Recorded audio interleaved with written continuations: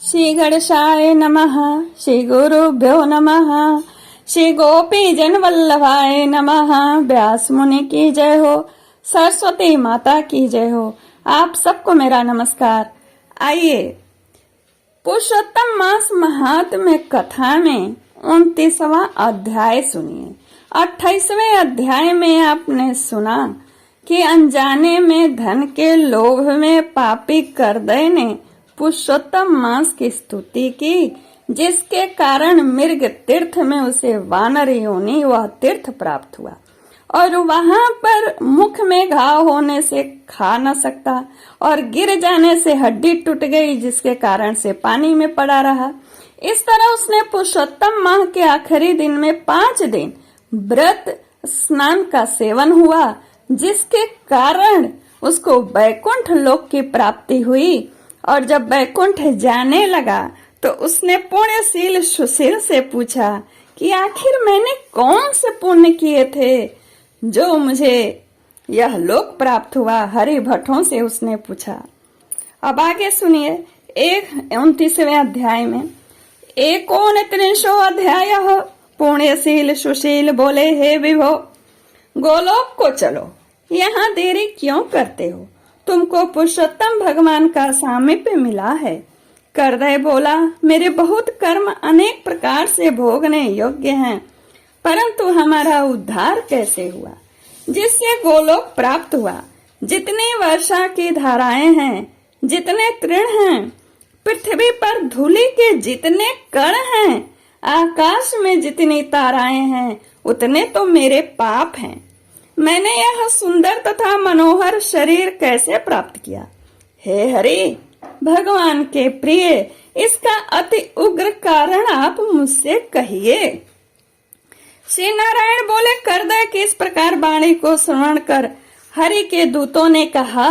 हरि दूत बोले, अहो आश्चर्य है, यह देव आपने इस पद की प्राप्ति का कारण महान साधन कैसे नहीं जाना आपने? हे प्रभु, सबसे उत्तम विष्णु का प्रिय महान पुण्य फल को देने वाला पुरुषोत्तम मास नाम से प्रसिद्ध मास को क्यों नहीं जाना? उस पुरुषोत्तम मास में देवताओं से भी न होने वाला तप तुमने किया है। हे महाराज, वन में वानर शरीर से अज्ञान में वर तप भया। मुख रोग के कारण अज्ञान से तुमने अनाहार व्रत भया और तुमने बंदरपने की चंचलतावश वृक्ष से फलों को तोड़कर पृथ्वी पर फेंका। उन फलों से दूसरे मनुष्य तृप्त हुए। अंतःकरण में विशेष दुख होने से पानी भी नहीं पान किया तुमने। इस तरह पुरुषोत्तम मास में अज्ञानवश तुमसे तीव्र तप को हो गया। हे अनघ, फलों को फेंकने से परोपकार भी हो गया। वन में घूमते घूमते शीत वायु घाम को सहन किया और श्रेष्ठ तीर्थ में सुंदर महातीर्थ में 5 दिन तुमने गोता लगाया, जिससे श्री पुरुषोत्तम मास में तुमको स्नान का पुण्य प्राप्त हो गया। इस प्रकार तुम्हारे रोगी के अज्ञान से उत्तम तप हो गया। सो यह सब सफल भया और तुमने इस समय अनुभव किया, जब बिना समझे पुरुषोत्तम मास के सेवन हो जाने से तुमको इतना बड़ा पुण्य फल मिला, तो सोचो, यदि मनुष्य इस पुरुषोत्तम मास के उत्तम महात्म्य को जानकर श्रद्धा से विधि पूर्वक कर्म करे तो उसको क्या कहना? तुमने अपना जो अर्थ साधन किया वैसा करने में कौन समर्थ है?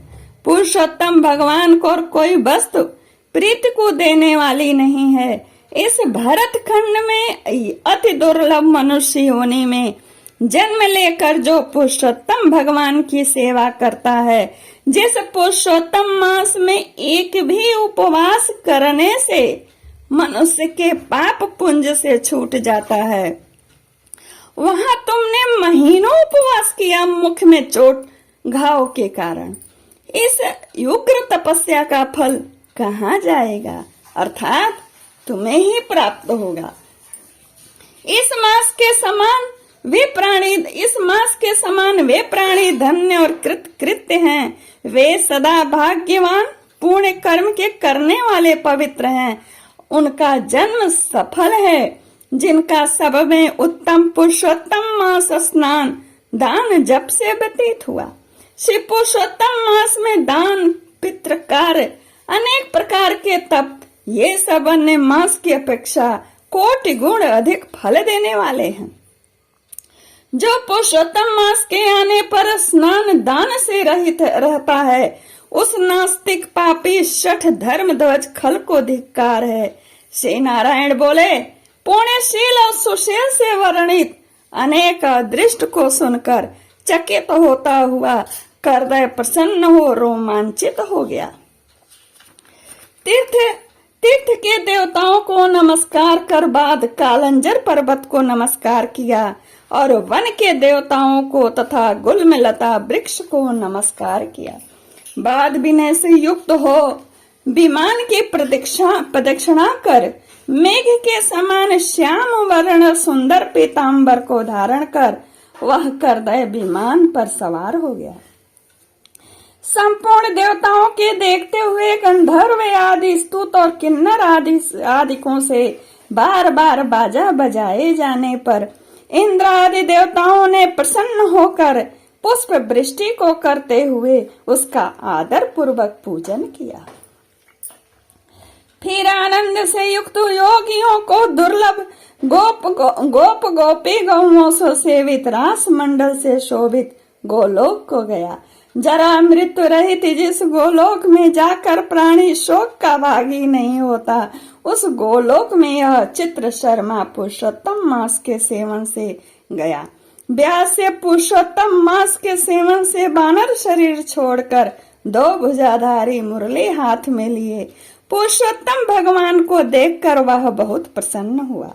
श्री नारायण बोले, इस आश्चर्य को देखकर समस्त देवता चकित हो गए और श्री पुरुषोत्तम की प्रशंसा करते अपने अपने स्थान को जाते भय। नारद मुनि बोले, हे तपोधन, आपने दिन के प्रथम भाग का कृत्य कहा। पुरुषोत्तम मास के दिन के पिछले भाग में होने वाले कृत्य को कैसे करना चाहिए? बोलने वालों में श्रेष्ठ गृहस्थ के उपकार के लिए मुझसे कहिए, क्योंकि आपके समान महात्मा सदा सबके उपकार के लिए विचरण करते हैं। श्री नारायण बोले, प्रातः काल के कृत्य को विधि पूर्वक समाप्त कर बाद मध्याह्न में होने वाली संध्या को करके तर्पण को करें। देव, मनुष्य, पशु, पक्षी, सिद्ध, यज्ञ, सर्प, दैत्य, प्रेत, पिशाच, नाग, ये सब जो अन्न की इच्छा करते हैं, वे सब मेरे से दिए गए अन्न को ग्रहण करते हैं। फिर पंच महायज्ञ को करें, इसके बाद भूत बलि को करें और काक कुत्ता को श्लोक पढ़ता हुआ बलि देवें। इस प्रकार समस्त भूतों को पृथक पृथक बलि देवें। फिर विधि पूर्वक आचमन कर प्रसन्न होकर श्रद्धा से अतिथि प्राप्ति के लिए गोधुवने के समय तक द्वार का अवलोकन करें।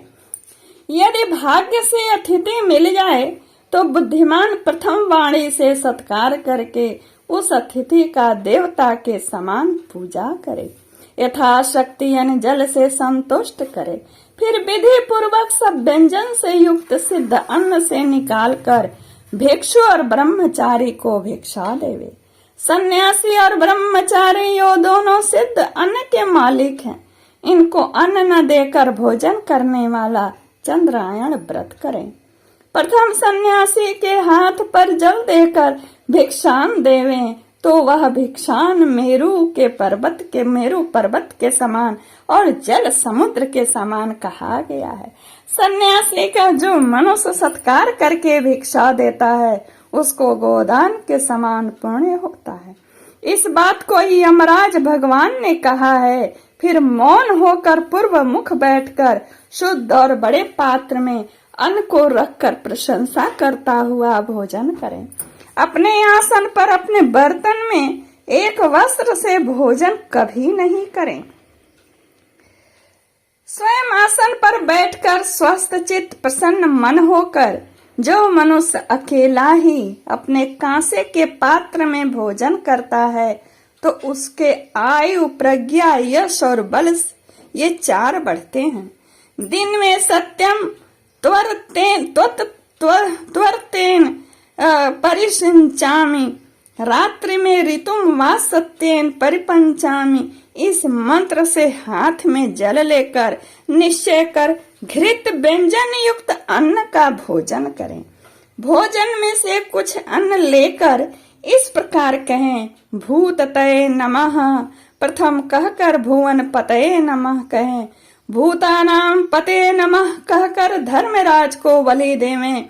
फिर चित्रगुप्त को देकर भूतों को देने के लिए यह कहें, जिस किसी जगह स्थित भूख प्यास से व्याकुल भूतों की तृप्ति के लिए था सुखिया अक्षय अन्न होवे।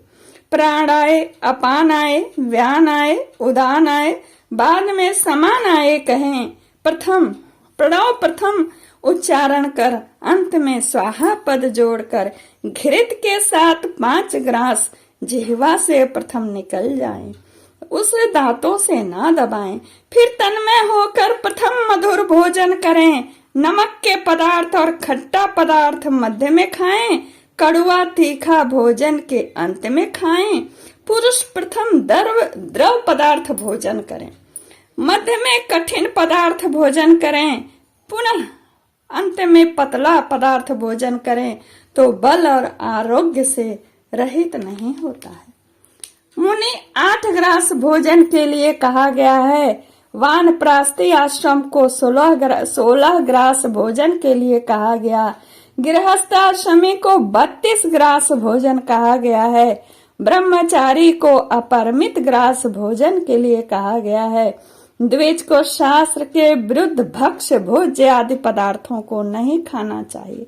शुष्क और बासी पदार्थ को विद्वानों ने खाने के अयोग्य बतलाया है। घृत दूध को छोड़कर अन्य वस्तु सशेष भोजन करें। भोजन के बाद उस शेष को उंगलियों के अग्रभाग में रखकर अंजलि जल से पूर्ण कर उसका आधा जल पी जाए और अंगुलियों के अग्रभाग में स्थित शेष को पृथ्वी में देकर ऊपर से अंजलि का शेष आधा जल विद्वान उसी जगह इस मंत्र को पढ़ता हुआ सिंचन करे। ऐसा न करने से ब्राह्मण पाप का भागी होता है, फिर प्रायश्चित करने से शुद्ध होता है। मंत्रार्थ रौरव नरक में, मंत्र का अर्थ ऐसा है, रौरव नरक में पीप के गड्ढे में पदम अर्बुद वर्ष तक वास करने वाले तथा इच्छा करने वालों के लिए मेरा दिया हुआ यह जल अक्षय होता हुआ प्राप्त हो। मंत्र पढ़ के जल से सिंचन कर दांतों को शुद्ध करें। आचमन कर गीले हाथों से पात्र को कुछ हटाकर उस भोजन स्थान से उठकर बाहर बैठकर स्वस्थ होकर मिट्टी और जल से मुख हाथ को शुद्ध करें। 16 कुल्ला कर शुद्ध हो सुख से बैठकर इन 2 मंत्रों को पढ़ता हुआ हाथ से उदर को स्पर्श करें। अगस्त्य, कुंभकर्ण, शनि, बड़वा, नल और पंचम भीम को आहार के परिपाक के लिए स्मरण करें। यानी खाना खाने के बाद अगस्त, कुंभकर्ण, शनि, बड़वा, नल और भीम को आहार परिपाक के लिए स्मरण करें। जिसने अतापी को मारा, वतापी को मार डाला, समुद्र को शोषण किया, सोख लिया, वह अगस्त मेरे ऊपर प्रसन्न होने। बाद प्रसन्न मन से श्री कृष्ण देव का स्मरण करें। फिर आचमन कर तांबुल का भक्षण करें। भोजन करके बैठकर पर ब्रह्म श्री कृष्ण का उत्तम मार्ग के अविरोधी उत्तम शास्त्रों के विनोद से विचार करें, यानी हंसी मजाक। बाद बुद्धिमान आध्यात्म विद्या का श्रवण करे सर्वथा। फिर आजीविका से हीन मनुष्य भी एक मुहूर्त स्वस्थ मन होकर श्रवण करे। श्रवण कर धर्म को जानता है, श्रवण कर पाप का त्याग करता है, श्रवण के बाद मोह की निवृत्ति होती है, श्रवण कर ज्ञान रूपी अमृत को प्राप्त करता है। नीच भी श्रवण करने से श्रेष्ठ हो जाता है, श्रेष्ठ भी श्रवण रहित होने से नीच हो जाता है। फिर भगवान जाकर फिर बाहर जाकर यथा सुख व्यवहार आदि करें, यानी जो अपने कर्म है। सर्वार्थ सिद्धि को देने वाले श्री कृष्ण भगवान का मन से ध्यान करें। सूर्य नारायण के अस्ताचल जाने के समय तीर्थ में जाकर अथवा गृह में ही पैर धोकर पवित्र वस्त्र धारण कर सायं संध्या की उपासना करें। जो द्विजों में अधम प्रमाद से सायं संध्या नहीं करता है, वह गोवध पाप का भागी होता है और मरने पर रौरव नरक को जाता है। कभी समय से न करने पर संकट में मार्ग में हो तो द्विश्रेष्ठ आधी रात के पहले सायं संध्या को करे। जो ब्राह्मण श्रद्धा के साथ प्रातः मध्याह्न सायं संध्या की उपासना करता है, उसका तेज घृत छोड़ने से यज्ञ के समान अत्यंत बढ़ता है। सायंकाल में सूर्य नारायण के आधा अस्त हो जाने पर प्राणायाम कर आपोहिष्ठा इस मंत्र से मार्जन करें और सायंकाल अग्निक्षमा इस मंत्र से आचमन करें और प्रातः काल सूर्याष्टमा इस मंत्र से आचमन करें। पश्चिम मुख बैठकर मौन तथा समाहित मन होकर प्रणय और व्याहृत सहित गायत्री मंत्र का रुद्राक्ष की माला लेकर तारा के उदय होने तक जप करें। वरुण संबंधी ऋचाओं से सूर्य नारायण का उपस्थान करें। प्रदक्षिणा करता हुआ दिशाओं में इन दिशाओं को तथा पृथक पृथक दिशाओं के स्वामी को नमस्कार करें। सायं संध्या की उपासना कर अग्नि में आहुति देकर वृत्त वर्गों के साथ अल्प भोजन करें। बाद कुछ समय तक बैठ जाएं। सायंकाल और प्रातः काल भोजन की इच्छा नहीं होने पर भी वैश्य देव और बलि कर्म सदा करना चाहिए। यदि नहीं करता है तो पातकी होता है। शाम को भोजन कर बैठने के बाद गृहस्थाश्रमी हाथ पैर धोकर तकिया सहित कोमल शैया पर जाए। अपने गृह में पूर्व की ओर सिर करके शयन करे। ससुर के घर में दक्षिण की ओर सिर करके शयन करे। परदेश में पश्चिम की ओर सिर करके शयन करे, परंतु उत्तर दिशा की ओर कभी भी शयन न करे। रात्रि सूक्त का जप करें और सुखशायी देवताओं का स्मरण कर अविनाशी विष्णु भगवान को नमस्कार कर स्वस्थ चित्त हो रात्रि में शयन करें। अगस्त, माधव, महाबली, मुचकुंद, कपिल, आस्तिक मुनि ये 5 सुख शाही कहे गए हैं। अगस्त, माधव, महाबली, मुचकुंद, कपिल, आस्तिक मुनि। मांगलिक जल से पूर्ण घट को सिर के पास रखकर वैदिक और गरुड़ मंत्रों से रक्षा करके शयन करें। ऋतु काल में स्त्री के पास जाएं और सदा अपनी स्त्री से प्रेम करें। व्रति रति की कामना से पर्व को छोड़कर अपनी स्त्री के पास जाए। प्रदोष और प्रदोष के पिछले प्रहर में वेदाभ्यास करके समय व्यतीत करे। फिर दोपहर शयन करने वाला ब्रह्म तुल्य होने के योग्य होता है। यह सब प्रतिदिन की समस्त कृत्य समुदाय को कहा। गृहस्थाश्रमी भली भांति इसको करे और यही गृहस्थाश्रम का लक्षण है। अहिंसा, सत्य वचन, समस्त प्राणी पर दया, शांति, यथाशक्ति दान करना गृहस्थाश्रम का धर्म कहा। पर स्त्री से भोग नहीं करना, अपने धर्म पत्नी की रक्षा करना, बिना दी हुई वस्तु को नहीं लेना, शहद और मांस नहीं खाना, यह 5 प्रकार का धर्म बहुत शाखा वाला है, सुख देने वाला है। शरीर से होने वाले धर्म को उत्तम प्राणियों को करना चाहिए। श्री नारायण बोले, संपूर्ण वेदों में कहा हुआ यह उत्तम चरित्र गृहस्थाश्रम का लक्षण है। हे मुने, इसको लोक के हित के लिए संक्षेप में मैंने आप